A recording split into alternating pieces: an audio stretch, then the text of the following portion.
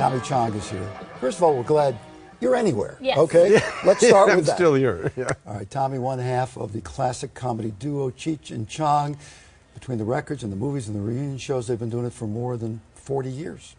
Yeah, my dog ate my stash, man. Am I driving okay, man? I think we're parked, man. You mellow? Yeah.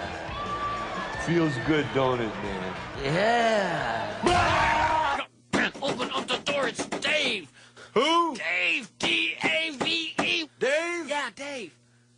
Dave's not here. Not here. Dave's not here. Just a little look, a little look. You know, I realized listening to you guys, you had like a generation of guys running around sounding like you. Yeah. You realize that. A couple generations, Yeah, a couple- actually. yeah, a couple right? generations. It feels like more than that. Well, we're so glad to see you. Yeah, so glad nice to to see be you. here. How are you feeling? We have to I'm ask how feeling you're- great. All right, Feeling great. let's. The reason we asked, you had prostate cancer a few years ago. Yeah, Right. still have. Still have, in remission. Mm-hmm. Okay, and now you have.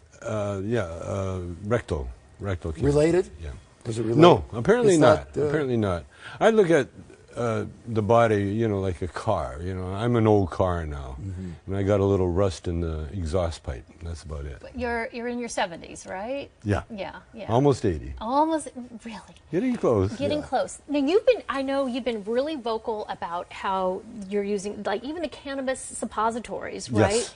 And how has that helped, or do you think that's hurt? Oh no, it all helps. It all Definitely helps.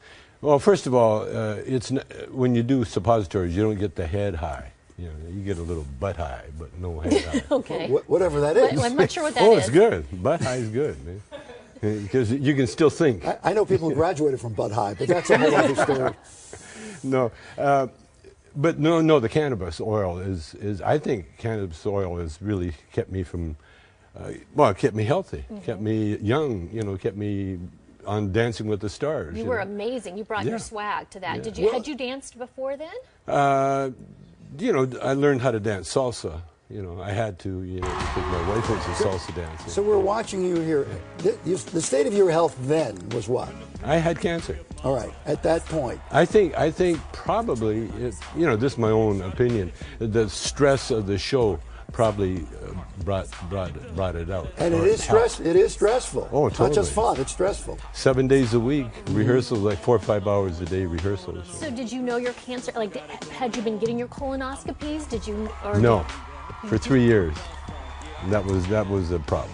Yeah, but they give you propofol. I'm surprised you didn't want to do it. Now, Tommy, on a serious note here, you have always been in the forefront of saying, let's legalize marijuana. Yes. It's a ridiculous thing. Yes. If we had started out another way, marijuana would be legal and alcohol wouldn't be, et cetera, et cetera. Yeah. What do your doctors say when you talk to them? Every doctor, the straight doctors and the hip doctors, the straight doctors, they don't discourage it. I tell them I'm treating the cancer with marijuana, and they go, okay, let's see what happens. You know, the cancer. I mean, the marijuana doctor. Like, there's a Dr. Frankel. He's been researching, and he's one of the top marijuana doctors in the world. Actually, he encourages the use of the cannabis oil with cancer for a number of reasons. You know. And how does the medical profession officially look at this? Officially? Well, it depends. In Israel, there's research going where they've done great strides.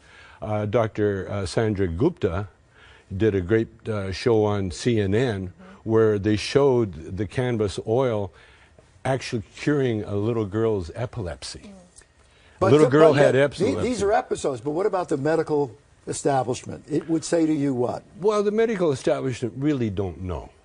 They don't know. No more than anybody else knows. The medical establishment, when you say establishment, the ones that push pharmaceutical...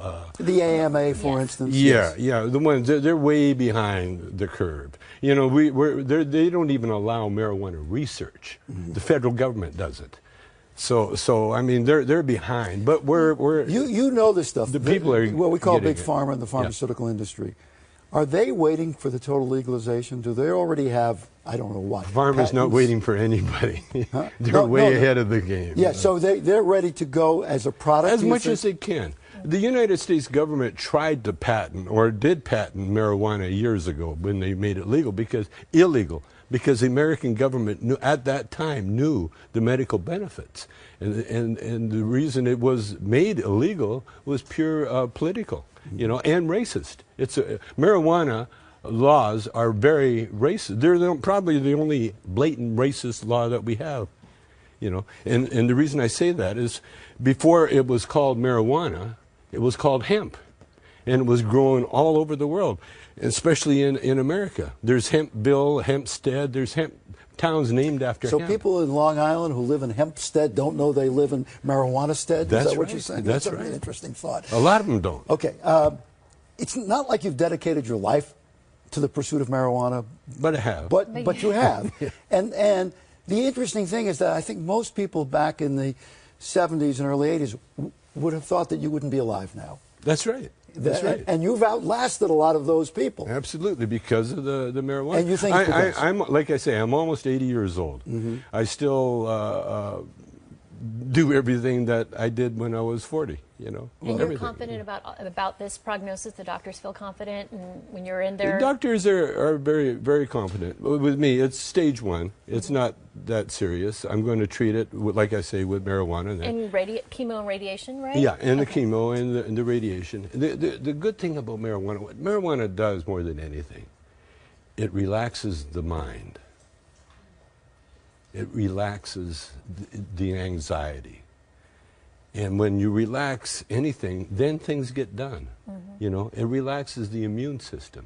So the immune system will take over, Because when we have illnesses and that, the doctors can only do so much. Doctors are like mechanics. They can fix things that are broken, but they can't really keep you from getting the disease unless you treat your body like a car, and you make sure you know what you're putting into it, like good nutrition, exercise, and marijuana. All right, so That'll do it. we have to go. You're going to come back next year after you're on, so you think you can dance Again. after all of this. Tommy, I will. Good to see you. Tommy Chong, thank you very much.